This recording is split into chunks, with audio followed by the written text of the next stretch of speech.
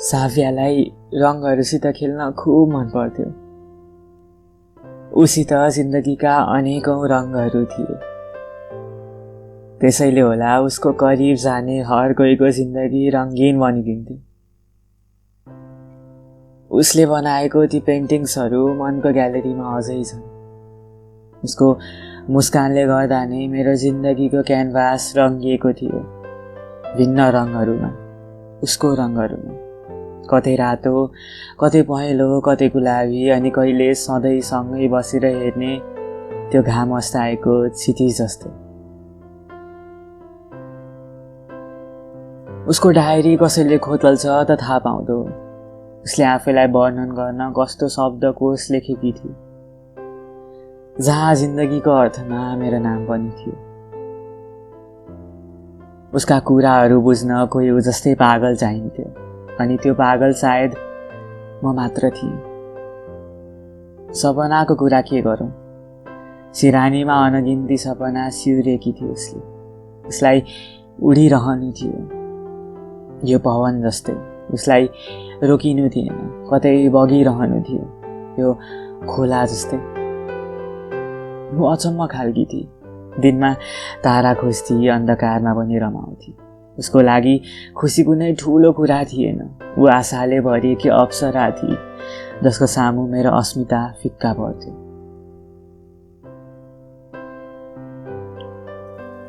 माया त परको कुरा, सोचेको पनि थिइनँ उसित कहिले बोल्छु भनेर। सानोमा धेरै जस्तो सँगै खेल्थ्यौँ, तर उसको बाबा क्यानाडा जानु भएपछि ऊ आफ्नो मामुसित झापा गएकी थिए, अनि उतै पढ्न थाली। पछि मैले पनि खेल्ने अरू साथीहरू भेटाएँ। सुरेश अङ्कल, उसको बाबा मेरो बाबाको खुब मिल्ने साथी पहिला, अनि छिमेकी पछि। तर त्यतिका वर्ष सुरेश अङ्कल गायब चाहिँ भए, एकपल्ट पनि नेपाल फर्किएको थाहा भएन। बाबाले धेरै चिन्ता लिनुहुन्थ्यो, सम्पर्क भने हुन सकिरहेका थिए। करिब 5 वर्षपछि फर्के सुरेश अङ्कल, अनि झिकाए श्रीमती र छोरीलाई सँगै बस्नु। त्यो गल्लीमा फेरि पूर्णिमाको जुन लागे चाहिँ चहल पहल बढ्न थाल्यो।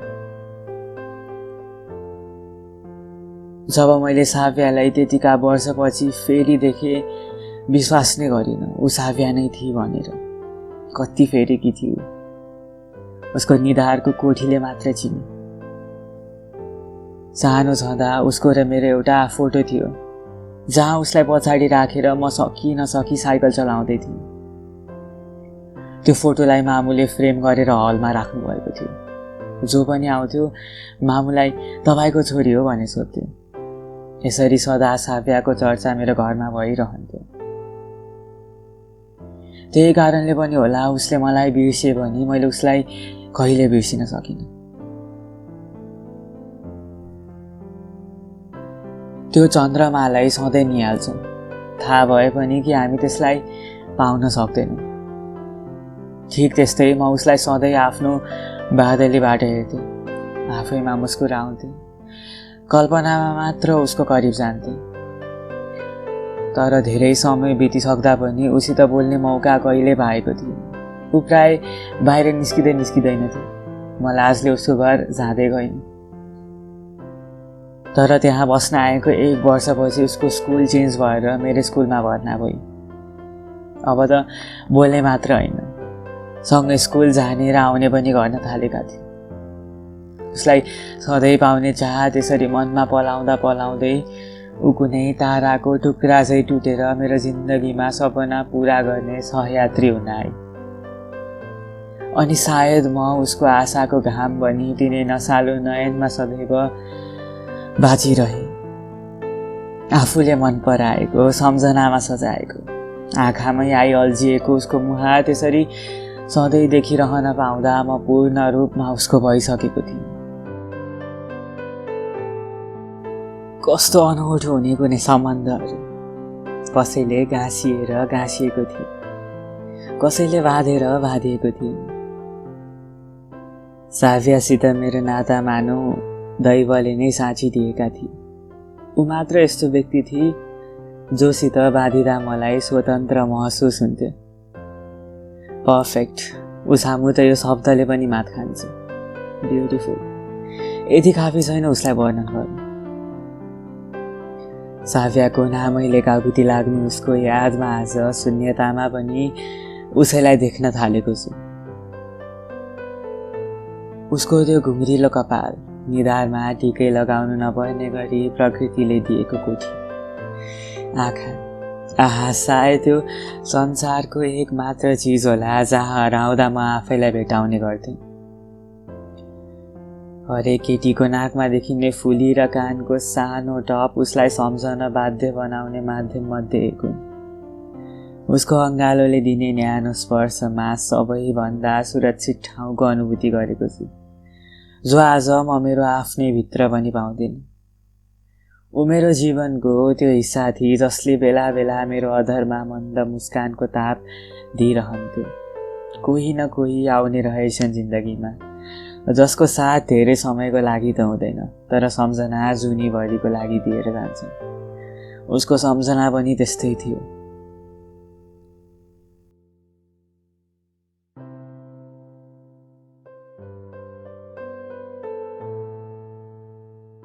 सेप्टेम्बर 11, 2016 साफियाको बर्थडे, तर हदभन्दा बढी एक्साइटेड म भइरहेको थिएँ, किनकि स्पेसली साफियाले मलाई इन्भाइट गरेकी थिए। तर गिफ्ट के थिए, कोही केटी के कसैको बर्थडेमा पहिलोचोटि जाँदै थिए। अन्यलमा परेँ, यस्तो स्पेसल मान्छेको लागि के यस्तो स्पेसल चिज दिउँ जसको कारणले उसमा पनि मेरो लागि फिलिङ्स फलाओस् अनि मलाई आई लभ यु भनिदियोस्। मायाको बदलामा माया पाइन्छ भन्ने ग्यारेन्टी छैन, अनि माया कुनै वस्तु पनि त होइन दिनु। गहिरो चिन्तनपछि भित्तामा टाँगिएको त्यो फ्रेम निकालेँ। त्यो सानो बेलाको एउटा यस्तो सुन्दर फोटो थियो जसलाई हेर्दा लाग्थ्यो बालापन जस्तो सुन्दर क्षण जिन्दगीमा केही पनि हुँदैन। उसित बिताएका त्यही एउटै क्षण तस्विरमा कैद थियो। बाँकी त मस्तिष्कले नयाँ यादका लागि ठाउँ बनाउन उहिले क्लियर डाटा गरिसकेको थियो।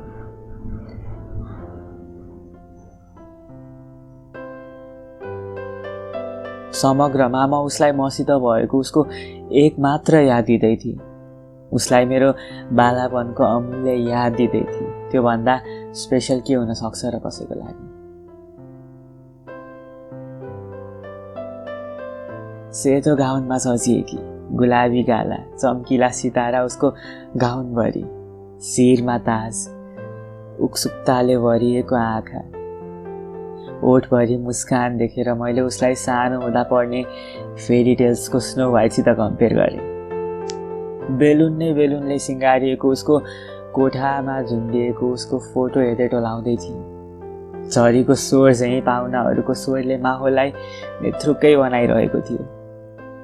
म ती स्वरहरूमा उसको मुहारको दृश्यले शान्त अनुभव गर्दै थिएँ। ऊ मुस्कुराएको देख्नुभन्दा प्रिय कुरा केही पनि थिएन। उसलाई त्यसरी रमाएको देख्दा मन यसै रमाइरहेको थियो।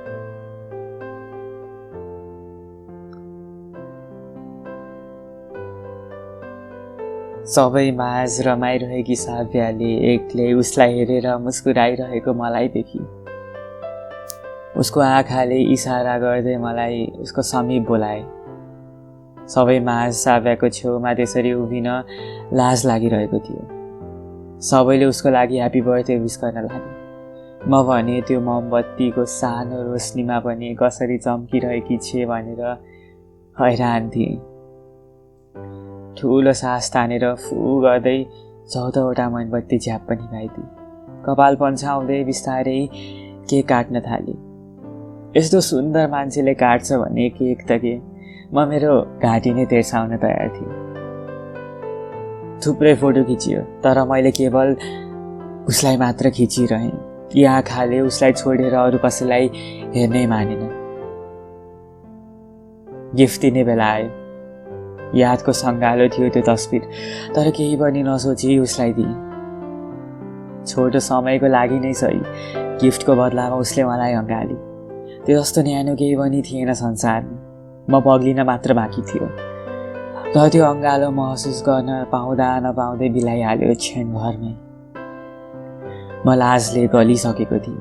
मस्तिष्कमा रिवाइन्ड गरी गरी हेर्न मिल्ने गरी त्यो समयलाई स्टोर गरेर राख्यो।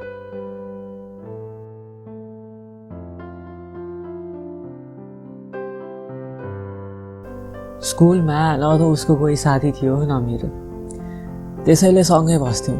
साथीहरूले जिस्काए पनि हामीलाई वास्ता हुँदैन थियो। झन् उसलाई त परवाह नै थियो, अहिले के सोच्लान् भनेर। भोलिपल्ट पनि बर्थडेकै चर्चा गरेर बित्यो। घर पुगेर जब ब्याग खोले सबैभन्दा माथि राखिएको सानो कागजको टुक्रा भेटेँ। The gift was beautiful. Thank you Sachin, it was the क्युटेस्ट gift ever. Meet me as soon as you read this। यति लेखिएको थियो त्यो कागजमा। पढ्दै गर्दा यसै मुस्कुराउन पुगेँ। उसले भेट्न बोलाएकी थिए, त्यसैले हतार हतार लुगा फेरेर दौडिहालेँ। उसले मलाई समातेर कतै लग्दै थियो उसको घर पछाडि। म ऊ भएतिर तानिँदै थिएँ। मेरो सारा ध्यान उसको हातमा थियो। कस्तो छुट्टै आभास हुने जब मन परेको मान्छेले छुन्छ। केही त जादु थियो त्यहाँ, नत्र पागल जस्तो यसै मुस्कुराउने मेरो व्यवहार थिएन। उसले केही पनि नभनी मलाई डोर्याउन थालेपछि मैले सोधेँ, कता जान लागे साव्या? अलि अगाडि पुगेर ऊ रोकिए, म पनि रोकिएँ। त्यहाँ एउटा सानो कालो पपीलाई देख्ने बित्तिकै म हतारिँदै त्यसलाई बोक्न पुगेँ। सानो गुडिया जस्तो एकदमै क्युट। You लभड dogs right? तिमीलाई कसरी थाहा हो? अस्ति आफैले भनेको होइन र बुद्धु? उसले मैले भनेको सानो सानो कुरा पनि ख्याल गरेकी थिए। म लैजाउँ, कस्तो क्युट के। नाम के हो यसको? पढा छैन, मेरो प्रेजेन्ट हो, बाबाले ल्याइदिनु भयो। And call him Kale. Cute है? अति क्युट नि, मलाई एकदम मन पर्यो। आई नो राइट, त्यही भएर त तिमीलाई देखाउन लिएर आएको। तिम्रो गिफ्ट नि कम्ती क्युट थिएन नि फेरि। And again, I blushed as usual. I used to get goosebumps talking with her. अब त साव्यासित भेट्ने बहाना पनि मिलेको थियो। कहिलेकाहीँ त सबै सपना झैँ लाग्थ्यो। कालेलाई भेट्न भनेर साव्यासित जति सक्दो धेरै समय बिताइरहेको हुन्थेँ। साव्या आफ्ना कुराहरू खुलेर मलाई सुनाउँथे। मानौ उसका यादहरू मैले पनि बाँचिसकेँ। मेरो मस्तिष्क दुईजनाको यादहरू मिसिएर बस्न थाल्यो। एउटा मेरो आफ्नै र एउटा उसको। ऊ मलाई आफूले बनाएको पेन्टिङ्सहरू देखाउँथ्यो अनि भन्थे, one day I will make a sketch of you. ऊ आफ्नो झापामा भएका साथीहरूबारे सुनाउँथे। आफ्नो आर्टिस्ट भन्ने सपना यसरी बयान गर्थे कि म मेरो अगाडि एउटा सिङ्गो चलचित्र देख्थेँ र आफैलाई प्रश्न गर्न बाध्य हुन्थेँ मेरो अहिलेसम्म तय नभएको सपनाबारे। घन्टौँ छतमा बसेर अस्ताएको घाम हेर्नु हाम्रो दिनचर्या भनेको थियो। टिभीभन्दा बढी एकअर्काको गफमा भुलिनु मेरो नयाँ हबी थियो।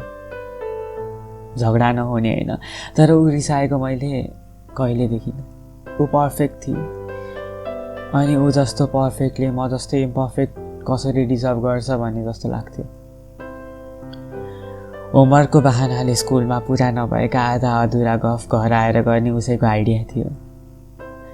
त्यो वर्षभरि हामी एकदमै नजिकिएका थियौँ। सेयर गर्ने केही बाँकी नै थिएन, तर पनि कुराहरू कहिले सकिएन। मनभित्र उसलाई मन पराउँछु भन्ने त थियो, तर यदि भनिदिए भने नबोलिकन बस्ने हो कि भन्ने डरले सधैँ सताइरह्यो। जब मनले मागेको पाउँदैन जिन्दगीलाई खुब तडपाउँदो रहेछ। उसलाई भन्ने मौका मात्र खोजिरहन्थे, नभनी यो मन शान्त हुनेवाला थिएन। हिम्मत नै थिएन। बल्ल बल्ल बनेको एक मात्र साथी पनि नहुने हो कि भन्ने डरले सताउँथ्यो। एक दिन पुरै हिम्मत जुटाएर एउटा सानो चिठी लेखेँ। हुन त ऊ मात्रै लेख्ने गर्थ्यो त्यस्तो चिठीहरू, तर बोल्ने हिम्मत नभएपछि चिठीको सहारा लिँदै थिएँ। जब बेलुका होमवर्क गर्न आउँछ तब सुटुक्क उसले चाहिँ ब्यागमा हालिदिउँला भनेर सोचेको थिएँ। तर त्यो दिन ऊ झमक्क साँझ पर्दा पनि होमवर्क गर्न आएन। स्कुलमा त्यस्तो नराम्रो पनि केही भएको थियो। म डराएँ, त्यसैले हतारिँदै उसको घर गइहालेँ। के भयो आज किन नआएको साव्या? ऊ सदा चाहिँ आफ्नो टेबलमा बसेर केही बनाउँदै थिए। केही होइन सची, होमवर्क गर्नै मन छैन। She sounded sad. के भयो? कालेलाई भेट्न जाने कि? आफ्नो नोटबुक बन्द गर्दै मलाई केही भन्दा पनि नभन्दै तल ओर्ली। म पनि उसको पछि पछि गएँ। उसलाई कसैले बुझ्न सक्दैन थियो। हुन त ऊ आफैलाई पनि बुझ्न सक्दिन थियो, तर उसको व्यवहार भने ठुलाले पनि गर्न नसक्ने जस्तो थियो। ऊ त आफैमा हराउने एउटा रहस्य थियो। उसको बारे सोच्न एकान्त चाहिन्थ्यो, बर्सिरहेको झरी चाहिन्थ्यो, एउटा नोटबुक र कलम चाहिन्थ्यो, अनि बजिरहेको पियानोको धुन चाहिन्थ्यो, नत्र उसलाई अरू मान्छे जस्तै हो कि भन्ने भुल गरिन्थ्यो।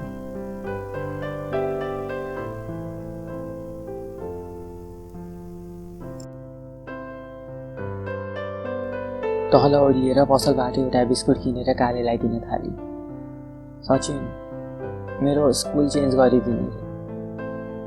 उसले एक्कासी यसो भन्दा मैले केही सोच्नै सकिनँ। खालि एउटै प्रश्न निस्कियो, किन? खै मेरो पढाइ पनि बिग्रियो रे, अनि बाबाहरू पनि फेरि उता जाने। ऊ भन्दै गई, म सुन्दै थिएँ।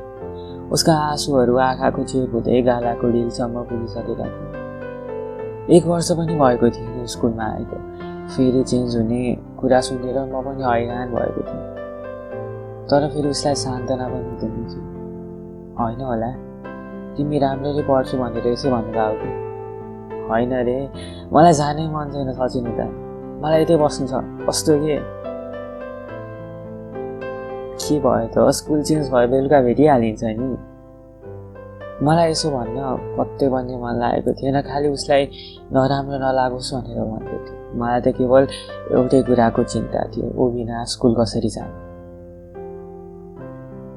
रक्सी र चुरोटको लत छुटाउने सुधार केन्द्र हुन्छ, तर खै कुन्नी यो मान्छेको लत छुटाउने के जाति केन्द्र छ?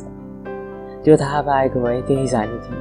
उसको आदत लागिसकेको थियो, अनि आदत हटाउन कति गाह्रो हुन्छ।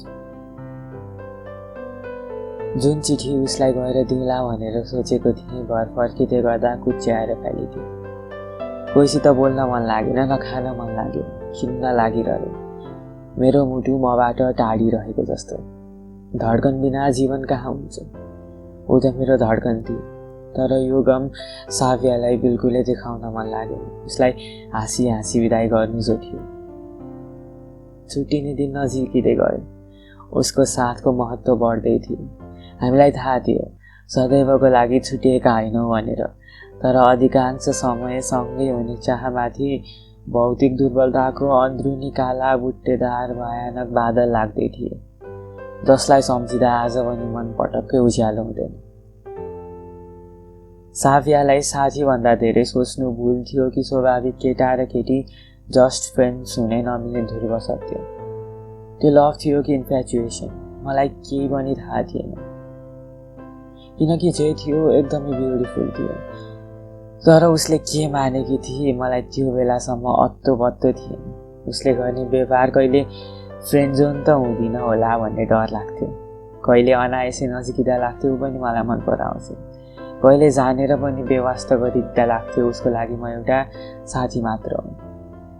उसको व्यवहार मौसम जस्तै थिए। मौसमको आफ्नै विशेषता हुन्छ। उसको हरेक रूपको आफ्नै छुट्टै विशेषता थियो। केही दिनपछि मामुबाट थाहा पाएँ अङ्कल आन्टी बाहिर जाँदै थिए। साव्यालाई पनि लाने कुरा थियो, तर उनी जान मानिन रे, बरु होस्टेलै बस्छु भनेर जिद्दी गरी। उसको जिद अगाडि कसैको केही पनि लागेन, अनि बाध्य भएर छोरीलाई यतै छोडेर उहाँहरू जाँदै हुनुहुन्थ्यो। यता घरको हेरचाह गर्न साव्याको हजुरबा र हजुरआमालाई बोलाउने कुरा पनि मामुले नै सुनाउनु भयो।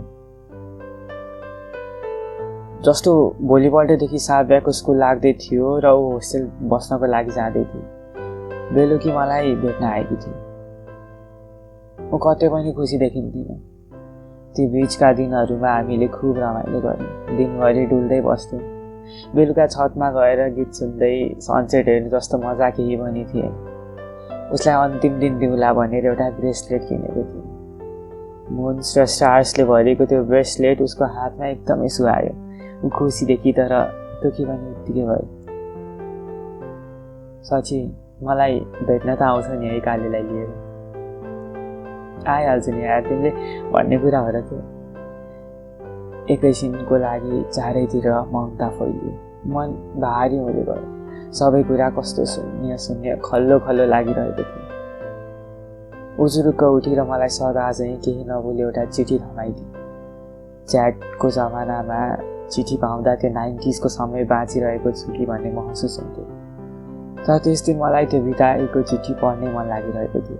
चिठी दिएर ऊ केही नबोली फिक्का मुहार लिएर गइहाल्यो र म झ्यालबाट ऊ गएको हेरिरहेँ धेरै बेर।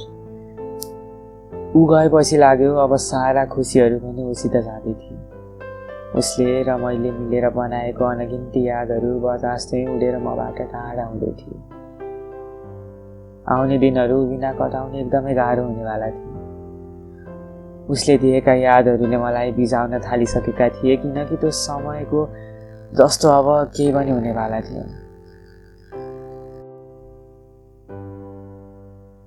आखिरमा उसले दिएको चिठी खोलेर पढ्न बाध्य भएँ, मन नलागे पनि। Dear Sachi, this will not be a long letter. तिमीलाई जस्तो राम्रो लेख्न पनि आउँदैन। Coming straight to the point, I wanted to tell you that I like you. अरू कुरा जब होस्टेलमा भेट्न आउँछु त्यतिखेर गर्छु, keep missing. अनि कालेलाई केही भयो भने I will never forget you. My love, much love. अनि थियो एउटा स्केच, त्यही फोटो जुन मैले उसलाई बर्थडेमा दिएको थिएँ। दोहोऱ्याएर पढेँ। सुरुमा त विश्वास नै लागिरहेको थियो। म जस्तो खुसी सायद त्यो समयमा दुनियाँको कोही पनि थिएन। उसलाई भन्नु त मैले थियो, तर ऊ आफैले आएर भनिदिँदा आई फेल्ट लकी, तर यथार्थमा अलि ढिलो भएको थियो। भनी पनि कहिले जब टाढा जाँदै थिएँ, बरु नभनेको भए त्यस्तो असर पर्ने थिएन मलाई। मिक्स्ड फिलिङ थियो त्यो, खुसी हुनु कि रुनु थाहा थिएन। हतार हतार साफियाको घर गइहालेँ। रात झमक्कै परिसकेको थियो, तर त्यसको मलाई कुनै परवाह थिएन। मलाई साफियासित भेट्नु थियो जसरी हुन्छ। साफियालाई बोलाउँदा मेरो स्वर सुद्धा गाभिरहेका थिए। ऊ तल आउने बित्तिकै उसको हात समातेर घर पठाइदिएँ। साफिया भाइ, अहिले आएर किन भनेको? आई लाइक यु लट यार। म एक्सप्रेसै गर्न सकिरहेको थिएँ। I am sorry. मेरो आँखाबाट आँसु चुह्यो। उसले मलाई अँगाली। उसको मुटुको धड्कन र मेरो मुटुको धड्कन एकअर्कासित परिचित भयो। त्यो कालो रात्रिमा भोलि दूर जाँदै गरेकी तर सबैभन्दा पास रहेकी साफियाको सामिप्यतामा म पग्लिँदै थिएँ। उसमा पूर्ण रूपमा समर्पित भइसकेको थिएँ। बिले लिभ मेरो बाबा र मामु जस्तै उसमा हराइसकेको थिएँ। त्यो मिठो सानो स्वरमा भनेको आवाजले मलाई झन् पगाल्यो। नेभर, तिमीसित I can stay like this for ever.